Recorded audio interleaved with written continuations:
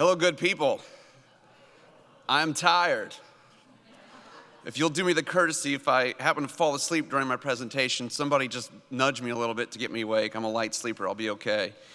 I'm grateful for the opportunity to be here. Thank you to the United Methodist News Service and Communications for organizing this and asking me to be here to address this body on a few items related to the ecumenical work of the Council of Bishops, as well as the United Methodist Committee on Faith and Order.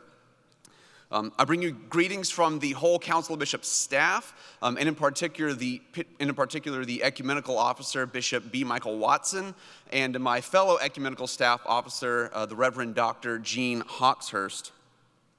Before I get into the meat of my presentation this afternoon, I want to point out 10 petitions that were submitted by the Council of Bishops to amend various paragraphs in the Book of Discipline that relate to the ecumenical work of the UMC, or to renew some expiring resolutions. I don't have time to go into the details on all of these, but I wanted to list them here so you are aware of them. And if you have any questions, that you can reach out to me with those. My email address is ktau@umc-cob.org. But there are two other petitions that have some wider and more significant implications for the church, and it's those that I want to spend most of my time focusing on this afternoon. So first, let's start with the United Methodist Committee on Faith and Order and a new doctrinal teaching statement on ecclesiology entitled Sent and Love, a United Methodist Understanding of the Church. The Committee on Faith and Order was formed in 2008 to be, quote, a visible expression of the commitment of the United Methodist Church to carry on informed theological reflection. This committee is made up of 16 people. It has bishops and scholars, lay people, and pastors. It has representatives that come from all of the major geographical areas in our global connection.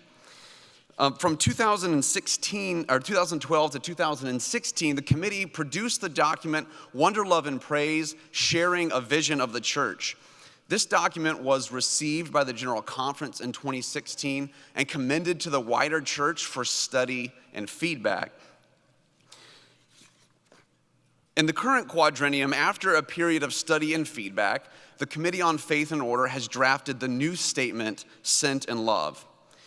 If you read Wonder, Love, and Praise, you will recognize in this new draft there's a lot of material that we draw from Wonder, Love, and Praise, but you'll also notice a significant amount of new material, as well as overall a very substantial revision of the previous text.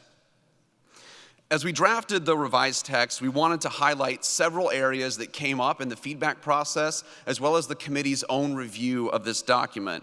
And these were the centrality of mission, a Trinitarian grounding for the nature of the church, and an ecumenical perspective.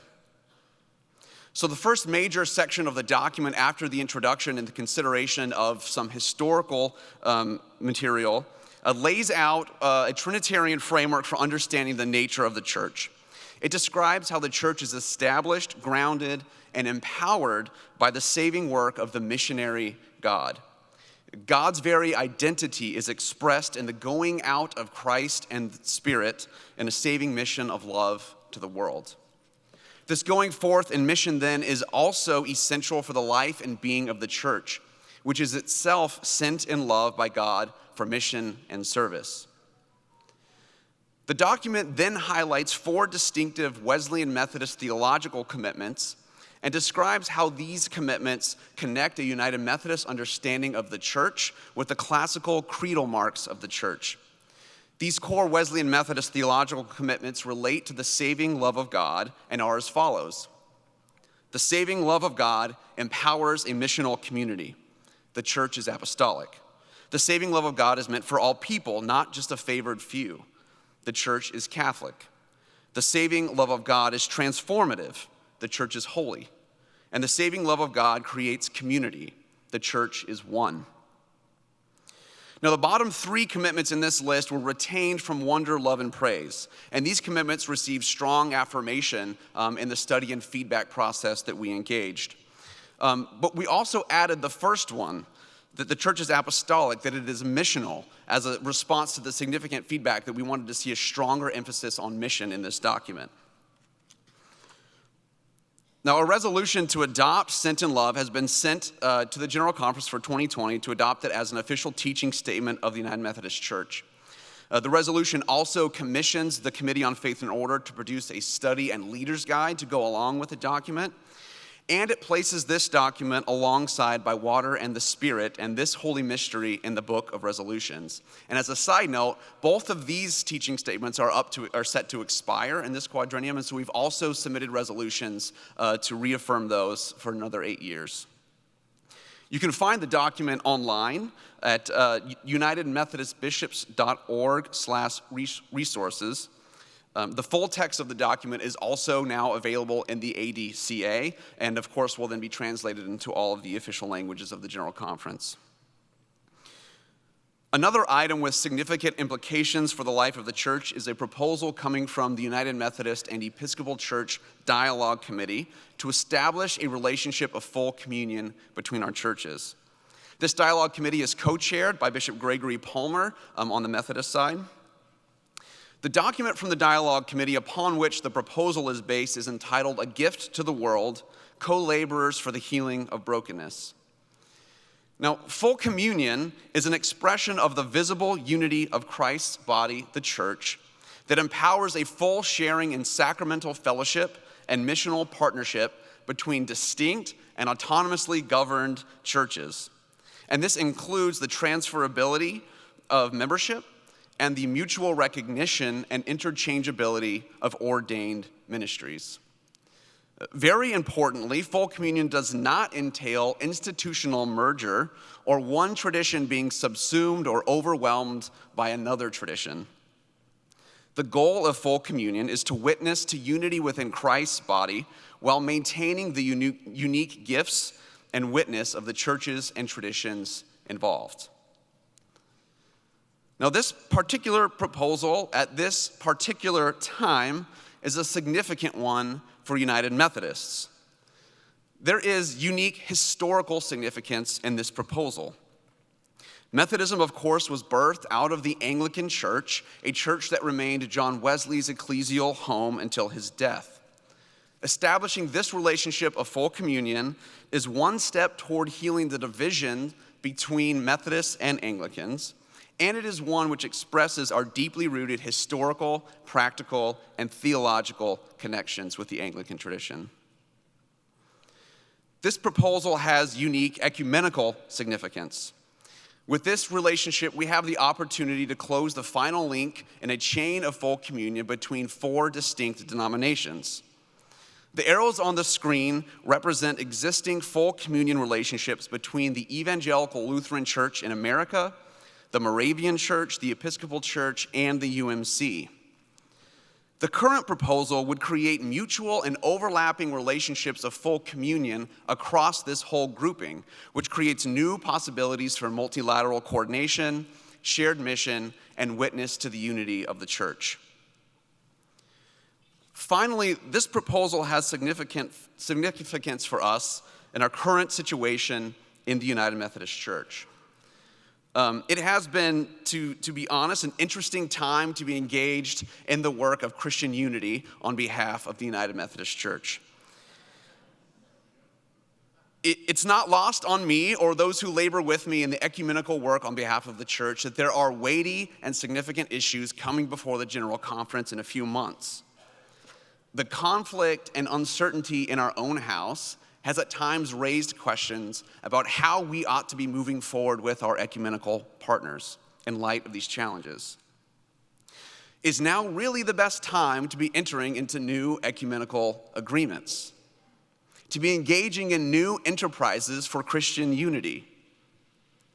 I believe the answers to these questions is a resounding yes. We are stronger because of our ecumenical partners. We have received incredible support, prayers, and encouragement from many of our ecumenical partners during this time. These partners care about the United Methodist Church. They want to see our church thrive. They are invested in our church.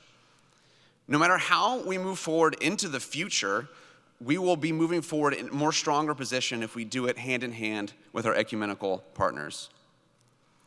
I believe this is the right time for an agreement like this because we have the opportunity to send a message about who we are as United Methodists and about the kind of church we aspire to be. Will we give in to the impulse to be self-obsessed and inward-looking, or can we continue to reach outward towards our partners?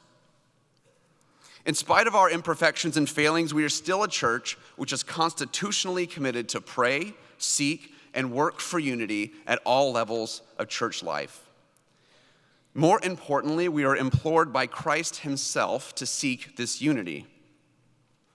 Even as our own seemingly irreconcilable differences are leading us in the direction of some kind of separation within the UMC, affirming this full communion proposal, which is the fruit of decades of dialogue, sends the message that the United Methodist Church will not abandon its commitment to seek unity across the whole household of God. This work does not stop simply because some things are hard right now. It must and will continue. And this is a message which I think is worth sending. So now some information about the dialogue itself. And to be brief, for the sake of time, we'll have to start with 1791. All right, so for the sake of time, I'm going to have to skip forward to the 20th century and leave Thomas Coke and his shenanigans in 1791 in the background, and begin with 1964, where our church was a founding member in the consultation on church union with the Episcopal Church. This was a multilateral body of up to 10 to 11 Protestant denominations, depending on which part of your history you're looking at there, that was seeking intercommunion between all its members. As this body shifted away from seeking intercommunion in 1999, a bilateral dialogue committee between the United Methodist Church and the Episcopal Church was started and began meeting in 2002. This dialogue has also been informed by the work of an international dialogue between the Anglican Communion and the World Methodist Council, which has produced 2 ecumenical statements. These dialogues have affirmed that both of our traditions represent authentic strands in the one holy Catholic and apostolic faith, and that there are no church-dividing doctrinal issues that separate us. This was affirmed in the document from 2010 from our bilateral dialogue entitled A Theological Foundation for Full Communion. It was also affirmed in this stunning statement from more recently from the international dialogue, which says, quote, "In light of everything that we have learned about each other, there are no church-dividing differences between us in faith, in ordered ministry, in the succession of such ministries, and in the value of episcopacy."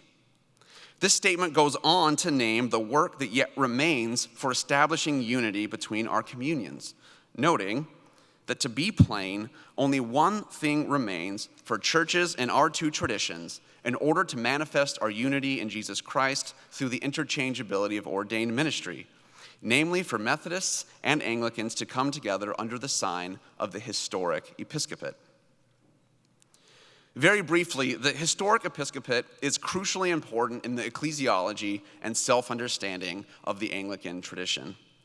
It is viewed as a sign and a symbol of the transmission of the Christian faith and succession of ministry across the ages. Sharing in the historic Episcopate is one of the essential elements in the Anglican tradition for recognizing a relationship of full communion with another church. So, having cleared the path on matters of theology and doctrine, the principal work that remained for our dialogue committee was to create a way for us to share in the signs and gifts of one another's episcopal ministries, including the Anglican historic Episcopate. This was difficult work that required careful listening and discernment across multiple rounds of our dialogue. What emerged in our document is the result of the dialogue team's hard work. A Gift to the World places our sharing in the historic Episcopate in the context of mutual affirmation, recognizing the gifts each of our traditions has brought to adapting episcopal ministries in our context. Concluding, quote, "We recognize the ministries of our bishops as fully valid and authentic." It goes further to recognize some painful history on just this point in Methodist and Methodist Anglican dialogue, noting, "We lament anyways, whether intentionally or unintentionally, explicitly or implicitly, that Episcopalians may have considered the ministerial orders of the United Methodist Church or its predecessor bodies to be lacking God's grace. It is in this context of reconciliation, of recognizing the challenges, and of mutually affirming the gifts of our ministries that the document proceeds to provide a process for sharing the respective gifts of our Episcopal ministries. The exchange of gifts will take place as United Methodists and Episcopal bishops participate in the future consecrations of each other's newly elected bishops. And they'll be participating alongside bishops that are drawn from our mutual full communion partners, which right now is the Moravian Church and the ELCA. United Methodists, no less than Episcopalians, would want to affirm the unique, historic, and apostolic gifts of our episcopacy and our ordained ministries. This agreement affirms those gifts and allows us to share them with our Episcopal brothers and sisters through the shared participation of one another in future consecrations. And it's in light of this exchange that the document establishes the mutual recognition and interchangeability of ordained ministries between our churches, with nothing amounting to reordination or supplemental ordination required for any ordained clergy. Two final key points about the full communion resolution. First, it will establish a joint commission between our churches like those that have already been established with our existing full communion partners. Second, and this is a crucially important aspect of this resolution purposefully limits the practical application of this full communion agreement to areas where United Methodists and Episcopalian bodies overlap. And it encourages dialogue where United Methodists overlap with a different body of the Anglican communion. This is an important aspect of the agreement in light of the differing ways our global polities function. We believe it's also important because the purpose of full communion is to establish missional partnerships in local contexts. This aspect of the resolution allows United Methodists in areas outside the jurisdiction of the Episcopal Church to negotiate their own full communion agreements with Anglican bodies in their areas. The full text of A Gift to the World can also be found online at unitedmethodistbishops.org/resources. And again, it is now also available in the ADCA. So that is my report for the afternoon. Thank you again for the opportunity to share with you, and I look forward to answering any questions you might have.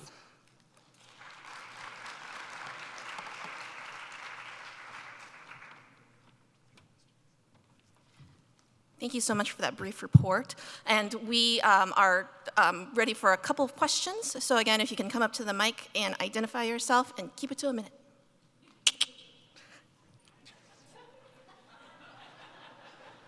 It's getting to be the end of the day. Lonnie Brooks, Lay, Alaska. My question, I actually, like Joe Harris, I've got 10 or 15, but I'm only going to ask one. The United Methodist Church has adopted a mission statement. We say that our mission is to make disciples of Jesus Christ for the transformation of the world. And it seems to me that in any statement of our ecclesiology, we have to recognize that that's where we start. Yes, sir.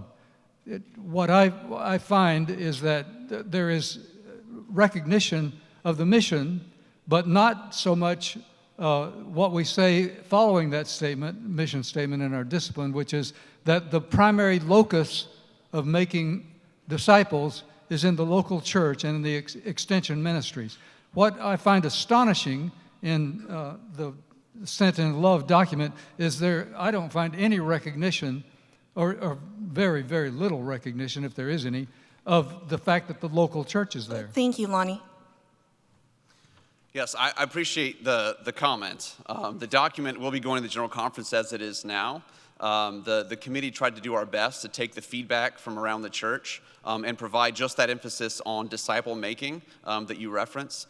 We talk a lot in the document about the history of Methodists informing local communities for discipleship and formation in class meetings, which of course is the kind of ministry that continues on in the local context now. We also talk about the role of the laity in providing that sorts of accountability and formation for one another. So we do try to address that. The specific reference to the local church, I'll have to go back and see what you mean there. But we are trying to talk about the ways that we shape and form one another in local contexts.